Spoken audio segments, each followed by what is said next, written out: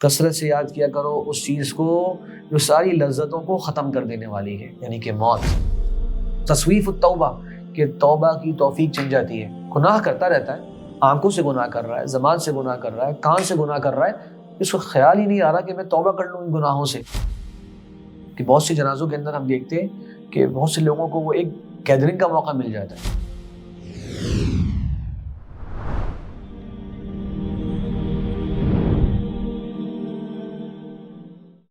بسم اللہ والحمد للہ والصلاة والسلام علی رسول اللہ وعلی آلہ وصحبہ ومن والاہ، اما بعد۔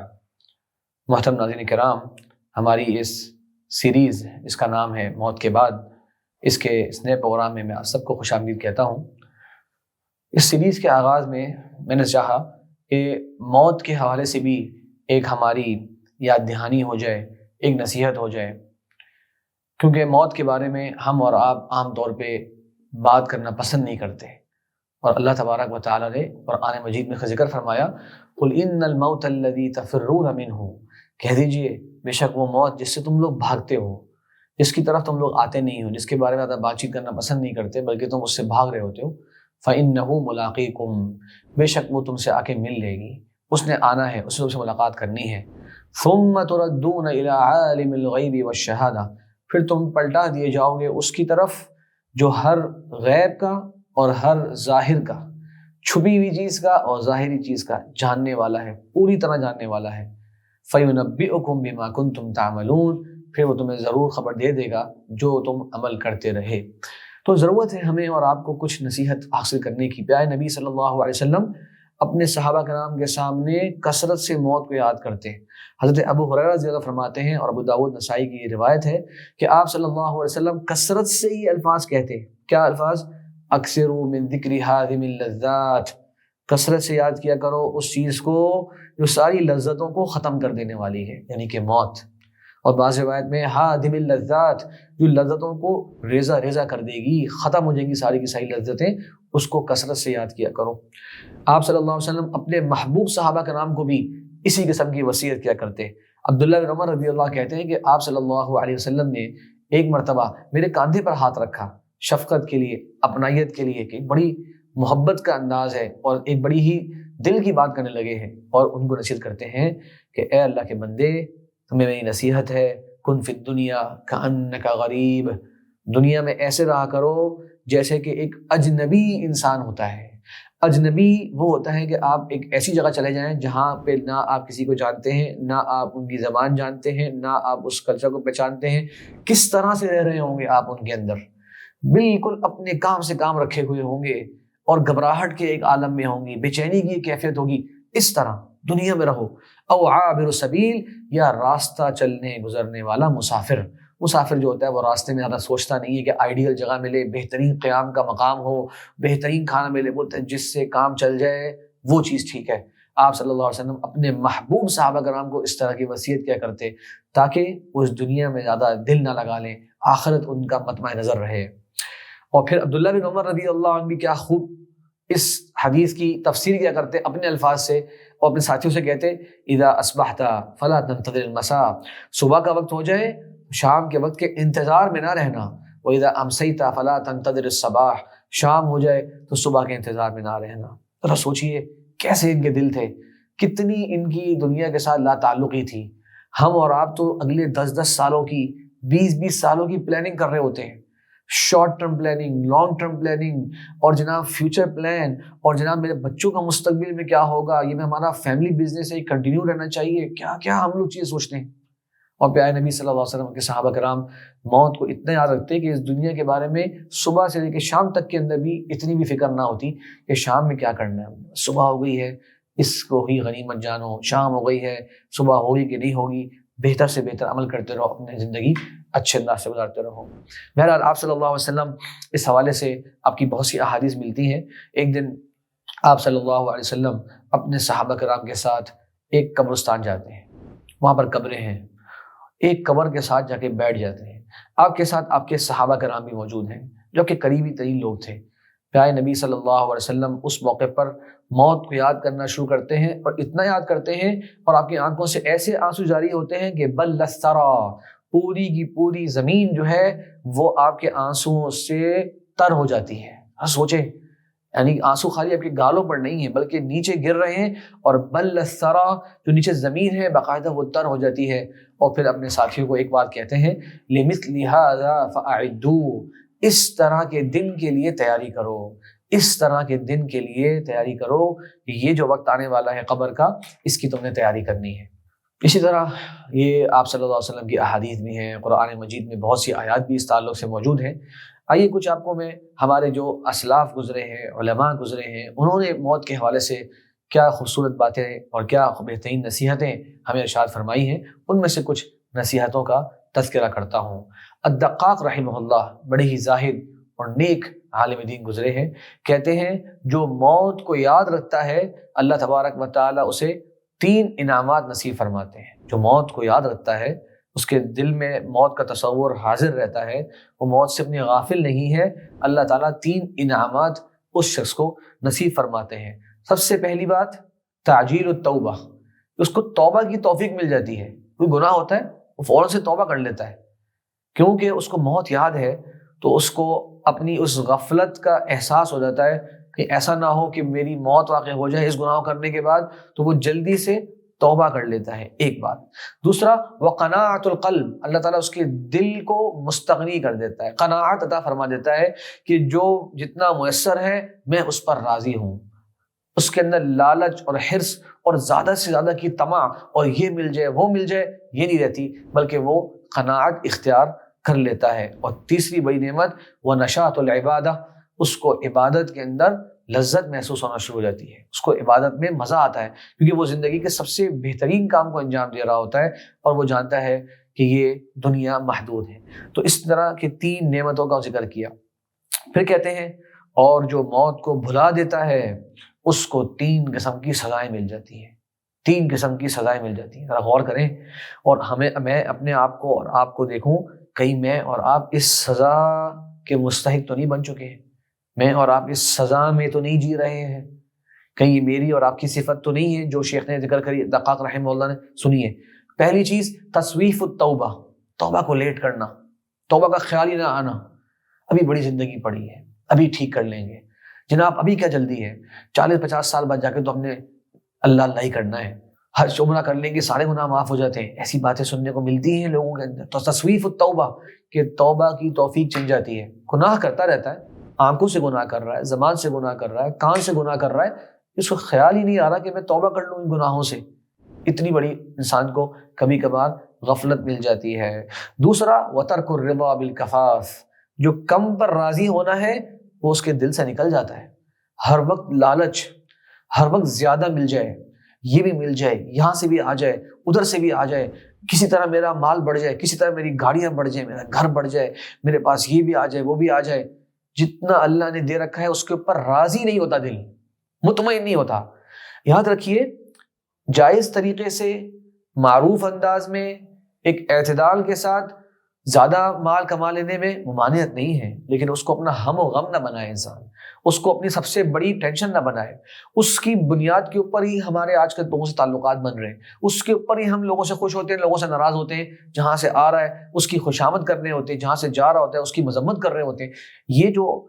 ایک طرح کی ہمارے اندر ہر وقت لالچ اور حرص جو بڑھتی چلی جاتی ہے، یہ چیز مذمت ہے۔ تو ایک سزا جو بتا رہے ہیں شیخ وہ یہ ہے وترک الرضا بالکفاف، کم پر وہ راضی نہیں رہتا، پھر ہر وقت بے چینی اور زیادہ سے زیادہ کی ہی اس کو فکر اور طمع غالب رہتی ہے۔ اور تیسری بہت ہی تکلیف دہ علامت موت کو بلانے کی ہے وہ تکاسل فی العبادہ، اور عبادت کے اندر وہ انسان سست پڑ جاتا ہے۔ تو عبادت کی سستی موت سے غفلت کی علامت ہے، عبادت میں دل نہ لگنا موت کو بھلا جانے کی علامت ہے، نماز کے لیے مسجد تک نہ آنا اس بات کی علامت ہے کہ شاید انسان موت کو بھول چکا ہے، اسے لگ رہا ہے کہ شاید وہ زندگی کے اندر ہمیشہ ہمیشہ کے لیے آیا ہے، ورنہ اگر موت یاد ہوتی تو وہ ان عبادات کے اندر بڑی ہی محبت اور بڑے ہی دل کے ساتھ شرکت کرتا۔ اس طرح کے اور بھی بہت سے اقوال میں آپ کے سامنے کچھ ذکر کرتا ہوں۔ بعض سلف صالحین اور بعض کتابوں میں حسن بصری رحمہ اللہ کی طرف یہ بات منسوب ہے، اور بڑی عجیب بات ہے، ذرا غور کیجئے۔ کہتے ہیں ما رأیت حقا اشبہ بالباطل من الموت، میں نے کوئی بھی ایسی حقیقت نہیں دیکھی جو سب سے زیادہ باطل سے مشابہ ہو موت کے مقابلے میں۔ کیا مطلب؟ سب سے بڑی حقیقت ہے موت، لیکن لگتا ایسے ہے کہ جیسے کہ وہ جھوٹ ہے، جیسے کہ وہ باطل ہے۔ کیوں؟ کیونکہ اکثر لوگ زندگی ایسے گزار رہے ہوتے ہیں کہ ان کو لگتا ہے کہ انہوں نے مرنا ہی نہیں ہے، تو کہتے ہیں اس سے بڑی حقیقت جو لگتی ایسے ہے جیسے کہ وہ باطل ہے، جیسے کہ وہ حقیقت نہیں ہے، موت سے بڑی حقیقت میں نے نہیں دیکھی۔ ذرا غور کریں، اور واقعی ہمیں سمجھ میں آتا ہے، نظر بھی آتا ہے کہ بہت سے ہم میں سے زندگی ایسے گزر رہی ہوتی ہے کہ اگر ان سے پوچھیں موت مرنا ہے تو شاید ہم بولیں یہ بھی کوئی سوال ہے، ہاں شاید مرنا ہے شاید نہیں مرنا، ایک مطلب میرے خیال سے ایک تردد والا جو ہے وہ جواب سامنے آئے، کیونکہ ہم لوگ اپنی صبح سے لے کر رات تک اس کے حوالے سے کوئی فکر ہی نہیں کر رہے ہوتے، کوئی عمل میں بہتری لانے کی باتیں نہیں کر رہے ہوتے، کوئی عبادات میں رغبت کی باتیں نہیں کر رہے ہوتے، اپنے معاملات کو صاف کرنے کی فکر نہیں کر رہے ہوتے، اپنا حساب کتاب جو ہے وہ درست انداز میں مینٹین کرنے کی بات نہیں کر رہے ہوتے۔ اس طرح سے ہمارے یہ اسلاف تھے کہ جو نصیحتیں کیا کرتے تاکہ لوگ موت کے بارے میں فکر مند رہیں اور اس کی تیاری ہمیشہ ان کے سامنے رہے۔ اسی طرح ایک ہی سلف صالحین میں سے ایک مشہور شخصیت اور حدیث کے راوی بھی ہیں منصور بن زادان رحمہ اللہ، ان کے بارے میں ایک عجیب بات کی جاتی ہے۔ ان کے بارے میں امام حشیم کہتے ہیں کہ اگر ان سے کہا جاتا کہ آپ کے گھر کے دروازے پر موت کا فرشتہ کھڑا ہوا ہے، گھر کے دروازے پر موت کا فرشتہ کھڑا ہوا ہے، لما وجد ما یزید من عملہ، انہیں نہیں معلوم تھا کہ وہ کیا عمل ایکسٹرا کرے اس موقع پر، کیا عمل زائد کر سکتے ہیں، انہیں ایسا کوئی عمل نہیں ملتا۔ ذرا سوچیں، مجھے آپ سے کہا جائے کہ 1 گھنٹے بعد آپ کی موت کا وقت آ جائے گا، میں کتنے اعمال کرنا چاہوں گا، کیا کچھ نہیں کرنا چاہوں گا، کس کس سے معافی مانگ رہا ہوں گا، کون کون سی دعائیں کر رہا ہوں گا، کون کون سے ذکر اذکار پڑھ رہا ہوں گا، ایک شخص سے بھی بات نہیں کر رہا ہوں گا۔ ان کی موت کی تیاری ایسی تھی کہ اگر کہا جائے دروازے پہ ملک موت کھڑا ہوا ہے تو وہ گویا 24 گھنٹے موت کے لیے ایسے تیار رہتے کہ انہیں نہیں معلوم ہوتا کہ وہ کیا کریں، کیا ایکسٹرا کام کروں میں، گویا میں تو موت کے لیے ہر وقت تیار بیٹھا ہوں۔ اس طرح کی ان کے دل روشنی والے اور ایمان والے اور اللہ تعالیٰ کے خوف سے منور ہوا کرتے کہ ہر وقت اس کے اندر اللہ تبارک و تعالیٰ کے سامنے پیش ہونے کی فکر انہیں لاحق ہوتی، اور وہ پھر اس کے اثرات ان کے خوبصورت اعمال اور بہترین اعمال پر ظاہر بھی ہوتے۔ سلمت بن دینار بڑی خوبصورت بات کہتے ہیں، میں اور آپ اس چیز کو اپنا لیں، کہتے ہیں کل عمل تکرہ الموت من اجلہ فترکہ ثم لا یضرک متی مت، ہر وہ عمل جس کو کرنے کی وجہ سے تم موت کو ناپسند کر رہے ہو، یعنی کوئی ایسا گناہ ہے جو تم کرتے ہو اور تمہیں موت پسند نہیں آ رہی کیونکہ تمہیں پتا ہے کہ اس گناہ کو کرتے ہوئے اگر موت آ گئی تو اچھی علامت نہیں ہوگی، تو ہر وہ عمل جو تم کر رہے ہو اور موت کو ناپسند کرتے ہو، ان اعمال کی وجہ سے ان اعمال کو چھوڑ دو، ایسے اعمال چھوڑ دو جس کی وجہ سے تمہیں موت ناپسند ہے، پھر اس کے بعد کوئی فرق نہیں پڑتا جب تمہیں موت آ جائے، ان اعمال کو چھوڑ دو۔ مثال کے طور پہ اگر میں آپ سے کہوں کہ آپ کیا پسند کرتے ہیں کہ آنکھوں کے فلاں گناہ کو کرتے ہوئے آپ کو موت آ جائے، آپ جواب دیں گے نہیں، موت اس طرح آ رہے میں پسند نہیں کرتا، اس کام کو چھوڑ دیں۔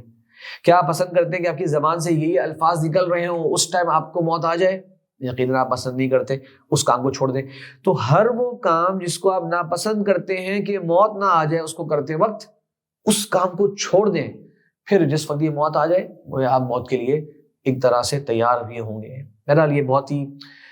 گہرے اقوال ہیں، یعنی صرف ان کو پڑھنا اور پیش کرنا تو میرے لیے آسان ہے، لیکن یقیناً ان کو اپنانا اور ان پر عمل کرنا اور ان کے بارے میں جیسے کہتے ہیں فکر مند ہونا، یہ ایک یقیناً اللہ کی توفیق اور اللہ تعالیٰ کی خاص عنایت کے بغیر ممکن نہیں۔ ابو الدرداء رضی اللہ عنہ نے ایک دن دیکھا ایک شخص کو کہ وہ جنازہ جا رہا تھا، تو بار بار وہ پوچھ رہا ہے کس کا جنازہ ہے، کس کا جنازہ ہے، کون ہے یہ؟ تو ابو الدرداء رضی اللہ عنہ نے اس شخص کی توجہ اہم کام کی طرف کرانا چاہی اور کہا کہ یہ تمہارا جنازہ ہے۔ اس نے کہا کیا مطلب؟ کہا اللہ تعالیٰ نے فرمایا انک میت وانہم میتون، اے نبی صلی اللہ علیہ وسلم بے شک آپ کو یہ موت آ جائے گی اور ان سب کو یہ موت آ جائے گی، تم نے بھی مرنا ہے۔ تو اگلے کے جنازے کو اس طرح مت دیکھو کہ یہ کسی اور کا جنازہ ہے، تمہیں بھی اس موت کے مرحلے سے گزرنا ہے۔ اس دن اس طرح تمہارے اندر سنجیدگی اور ایک ہیبت والا تمہارا ایک مزاج ہونا چاہیے کہ جیسے کہ لگے کہ تم اپنے آپ کو بھی اس جگہ رکھ رہے ہو کہ میرا بھی یہ وقت آنے والا ہے. اس طرح صحابہ کرام تربیت فرمایا کرتے لوگوں کی. آج آپ غور کریں،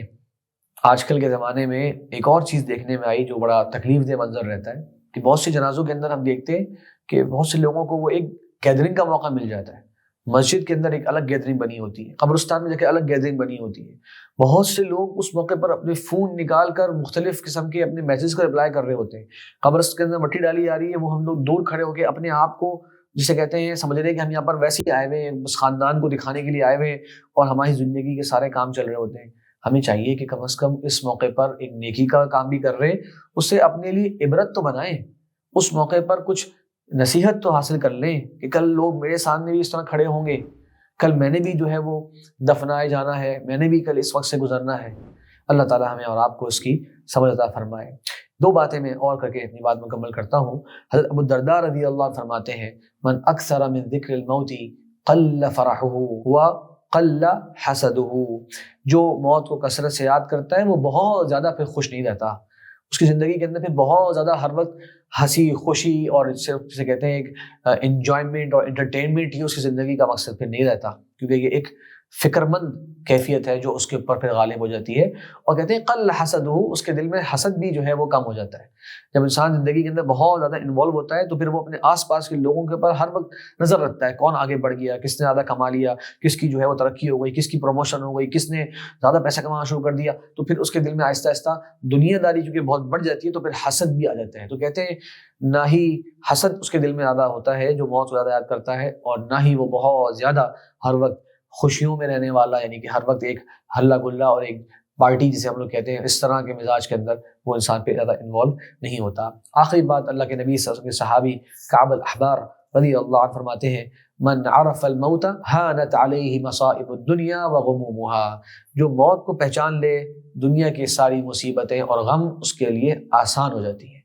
جب موت اس پر آنی ہے، اگر وہ حقیقت میں اس کیفیت اور اس وقت کو پہچان لے کہ وہ کتنا ایک آزمائش والا اور سخت وقت آنا ہے، دنیا کے سارے غم اور دنیا کی ساری مصیبتیں کم ہو جائیں گی، کیونکہ اس نے پھر وہ موت کے وقت سے گزرنا ہے. اور یہ موت کے وقت کے بارے میں قرآن میں کتنی ساری آیتیں ہیں. بہرحال کچھ علماء کے اقوال اور آپ صلی اللہ علیہ وسلم کی مبارک حدیث موت کی تیاری کے حوالے سے ذکر کرنا مقصود تھا. اللہ سے دعا ہے کہ اللہ تبارک و تعالی مجھے اور آپ کو اپنی اس زندگی کو غنیمت جاننے اور موت سے پہلے موت کی تیاری کرنے کی توفیق عطا فرمائے. وآخر دعوانا ان الحمد للہ رب العالمین.